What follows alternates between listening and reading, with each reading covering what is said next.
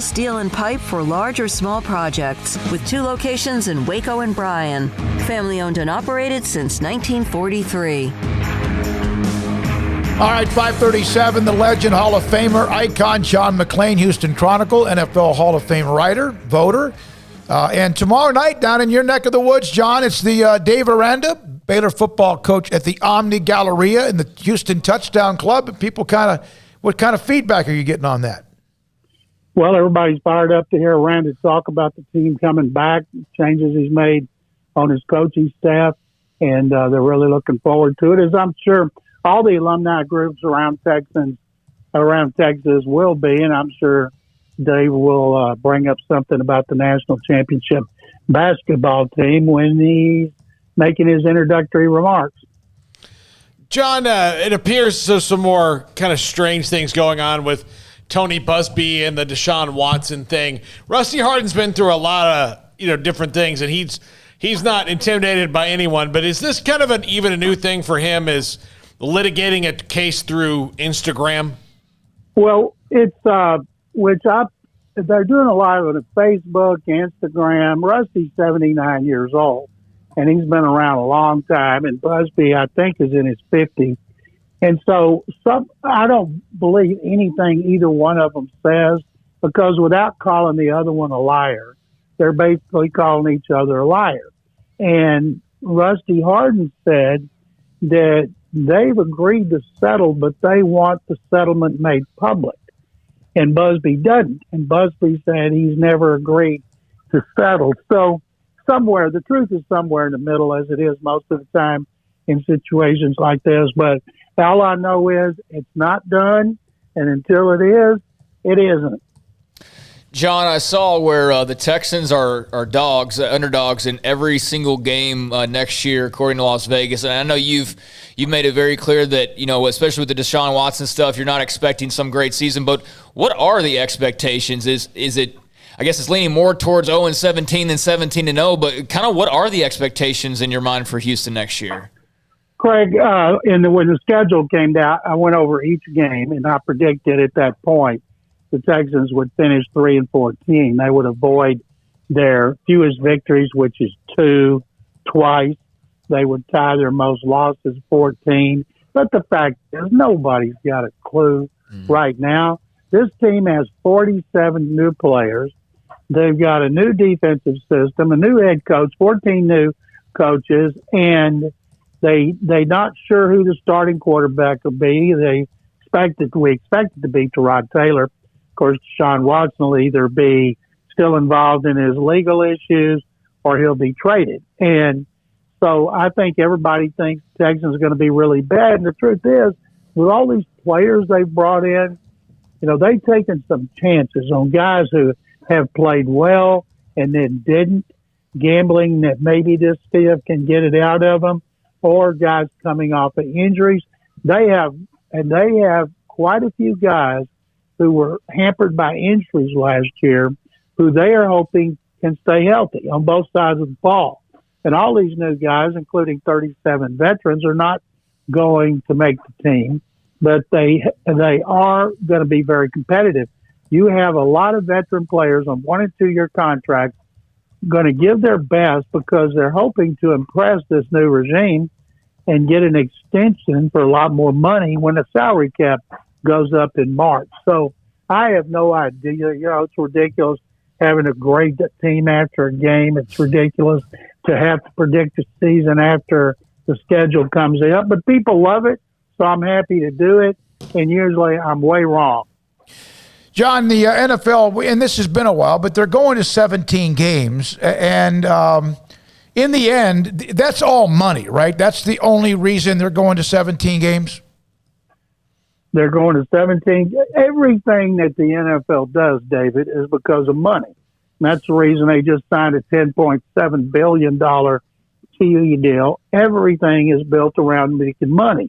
And then they have to negotiate with the union. Somebody wrote today that if the union had put up the kind of squawk when it came during the collective bargaining negotiations that it's putting up about players staying away from what's always an easy off-season program with no pads and no hitting, they might have made even more games, but they didn't. So they got rid of that extra preseason game. They had a regular season. At some point, they'll be going to 18 games and 2 preseason. John, is the Players Union's problem is that there's 32 owners, so if 2 of them don't agree, you can stick him in a room with Jerry Jones and someone else and work it out. And the players, there's too many players, so there's too many cooks in the kitchen when it comes to what they're trying to negotiate and figure out. If you multiply 32 times about, say, you have a 53-man roster, 12-player practice squad, you're going to have 5 to 10 players on injured reserve. And so you figure that per each team on average, multiply it times 32, and that's how many players there are. When they voted on that collective bargaining agreement, all you got to do is hit something on email to cast your vote. More than 500 players didn't vote. The union forever has been very apathetic. The last time there was a player strike, 1987, they were playing replacement games. You had a lot of star players crossing the picket lines. Unlike baseball and basketball, they're not united. There's too many players. The seasons are too short. They have to make the money while they can. Minimum salary is not $1 million like it is in the other sports. So they're not as united. As I've said a million times, the union runs baseball, the players run basketball, and the owners run the NFL. Yeah, there's no question. And it's as if when the union walks in the door in NFL, whether it's Demarius Smith or whoever, when they walk in the door, they've lost, right? Before they even walk in the door, it seems like they're defeated. Well, they make a lot of money. They've got the off season as easy as it can be. Training camp's easy, no double days.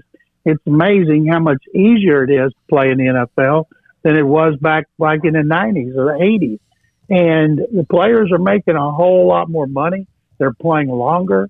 They have everything you could need to help them get their bodies in good shape. The food, they're fed at their facility. It's the best time to be an NFL player. So the income goes up, but not like it does for the owners. Of course, the owners own and the players play. And the last thing the NFL wants is to see a few agents and players turn it into the NBA, where if LeBron James wants to go to the Lakers or Shaq and Kobe want to go to the Lakers, they want to have a dynasty, they're able to pull it off with their agents.